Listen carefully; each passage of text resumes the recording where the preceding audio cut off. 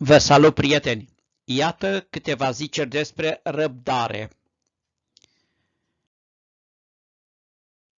Nu pune la încercare răbdarea altuia.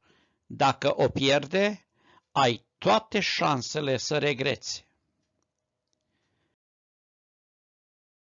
De răbdare și de aer avem nevoie întreaga viață. Virtutea răbdării se obține prin Duhul Sfânt. Toți oamenii știu despre răbdare. Mulți vorbesc despre ea și puțini o dețin. Încercările sunt termometrul răbdării. Acum, dar, prieteni, răbdarea face doar bine. La revedere!